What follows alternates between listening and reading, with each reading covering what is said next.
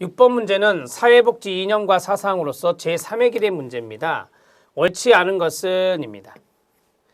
자, 사회민주주의와 제3인주의라고 하죠. 제1의 길이라 하고요.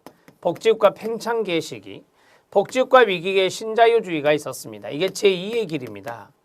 제2의 길이고요. 여기에 장점을 결합하고 단점을 시정한 게 바로 뭐다? 제3의 길이다. 이렇게 말한 거죠. 그래서 우리가 이것을 변증법적 원리라고 해요. 변증법적 원리라고 한다. 변증법적 원리로 탄생한 게 제3의 길이다. 왜요? 발을 정자에 그 다음에 돌이킬 반자, 이 두 가지는 서로 반대거든요.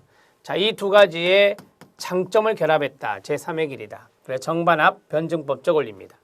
2번 지문 매력적입니다. 인간의 얼굴을 한 시장 경제를 추구한다 라고 했어요.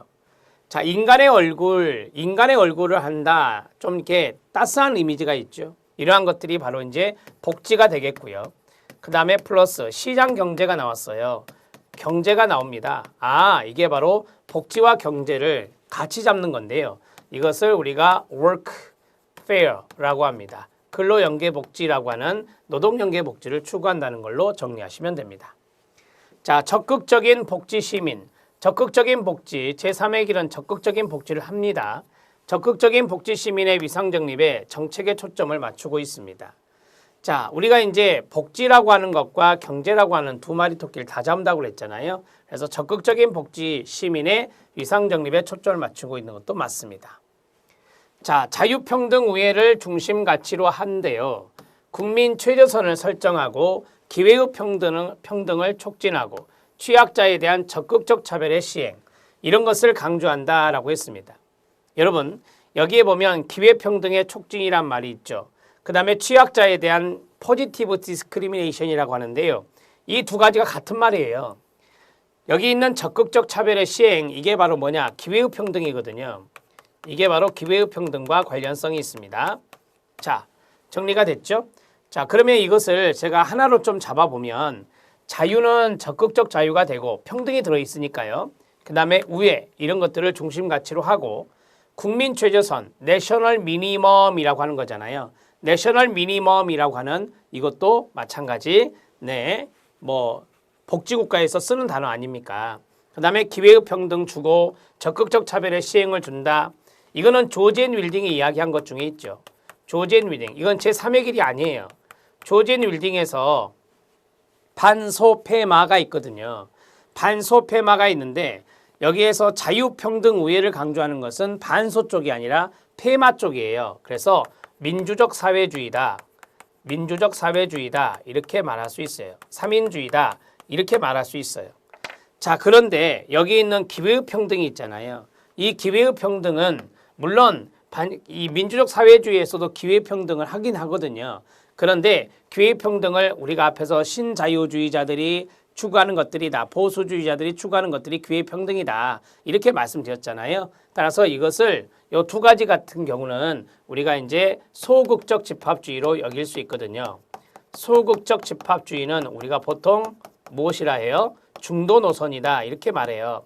중도 노선에서 강조하는 거예요. 그래서 이 4번 지문은 제3의 길과는 완전 거리가 먼 것이니까 어차피 이제 이 지문을 제가 분석해 드린 겁니다.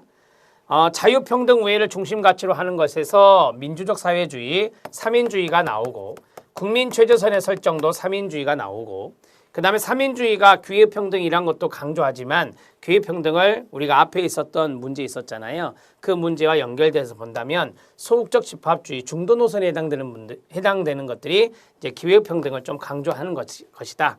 이렇게 정리하시면 되겠습니다. 자, 이거 4번이 답이죠. 자, 6번 문제 이거 중요합니다. 제3의 길 잘 알아놓으시고요. 상당히 매력적으로 나왔던 지문들이 많습니다. 여기에서. 자, 이제 7번 문제 들어갑니다. 자, 7번 문제는 이념이 또 나왔어요. 이념적인 문제는 무조건 나옵니다. 이념적 특성에 대한 설명으로 옳지 않은 것은입니다. 자, 신자유주의가 나왔는데요. 신자유주의는 사회복지에 대한 민영화, 이게 이제 딱 연결돼야 되겠죠. 강조합니다. 자, 그 다음에 사회민주주의는 기회와 소득에서의 불평등을 인정하지 않고 기회와 소득에서의 불평등을 인정하지 않고 자, 그러면 평등이잖아요. 네, 인정하지 않으니 평등이잖아요. 맞죠? 여기까지. 근데 결과의 평등 아니에요. 결과의 평등은 아시는 대로 수량적 평등이죠. 모든 사람에게 똑같이 분배하는 거잖아요. 3인주의가 그런 거 아닙니다. 이건 사회주의라고 해야 되겠죠. 사회주의, 마르크스주의요. 마르크스주의는 평등을 강조하는데 대개 이제 수량적 평등, 결과의 평등을 강조하는 거예요. 마르크스주의는 복지국가의 역할과 기능에 대해서 부정적인 입장입니다.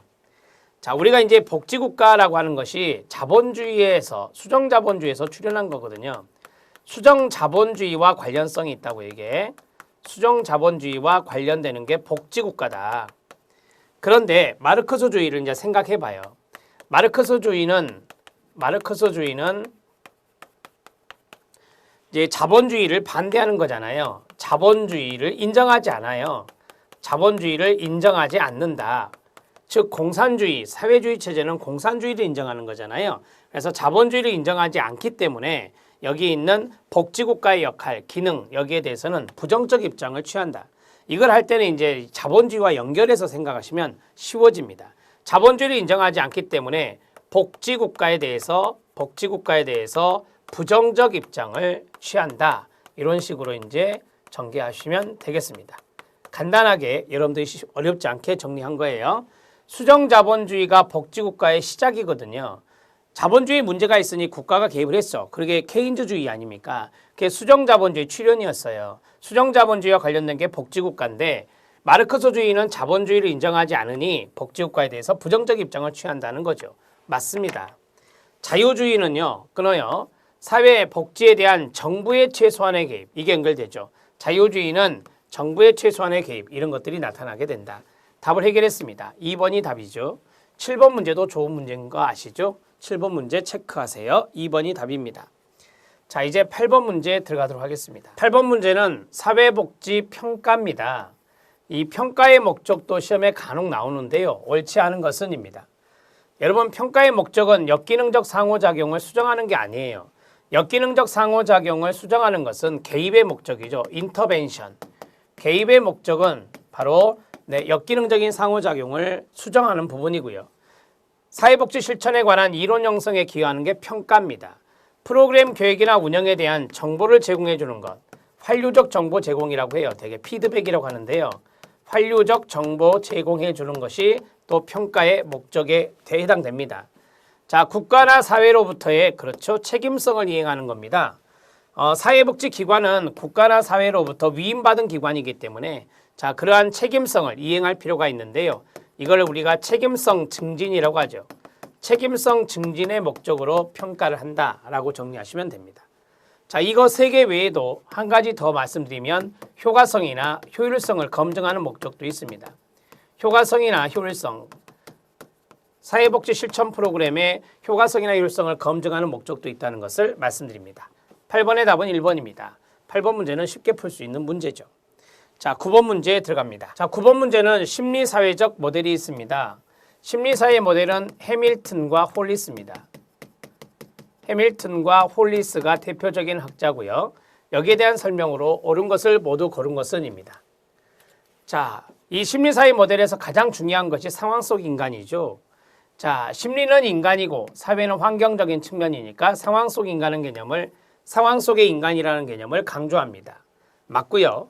자, 비합리적 신념이 나왔고 합리적으로 바꾸는 것에 초점을 둔다. 비합리적 신념은 인지행동 모델입니다.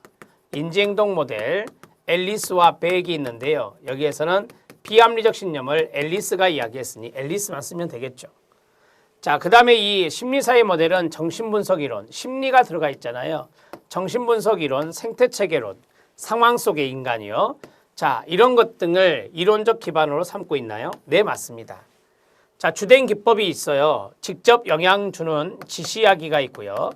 탐색 기술 환기 기법이 있고요. 그 다음 유형 역동성에 관한 고찰이 있습니다. 고찰 기법을 쓰는 게 심리사회 모델이에요. 네, 맞습니다. 자, 즉 개입에 있어서 구조화된 절차를 가지고 교육적 접근을 한다. 구조화된 절차 A, B, C, D, E 이거 생각나야 되고요. 교육적 접근 우리가 이제 논박을 통해서 비합리적 신념이 있다는 것을 논박을 통해서 이야기하고 그 다음에 합리적 신념을 갖게 해야 되는 겁니다. 이럴 때 이제 교육이 필요하다 이 말이죠. 많은 과제를 줘서 교육을 통해서 비합리적 신념이 합리적 신념으로 바뀌게 하는 건데요. 이것이 인지행동 모델에 해당됩니다. 인지행동 모델에서 비합리적 신념이라든지 구조화된 절차라든지 교육적 접근 이러한 단어가 나오면 인지행동 모델이다. 여러분 이 모델 문제인데요. 모델 문제를 잘 푸는 방법은 각각의 모델에서 쓰는 단어들이 있어요. 그 단어들을 잘 기억해 놓는 게 좋습니다.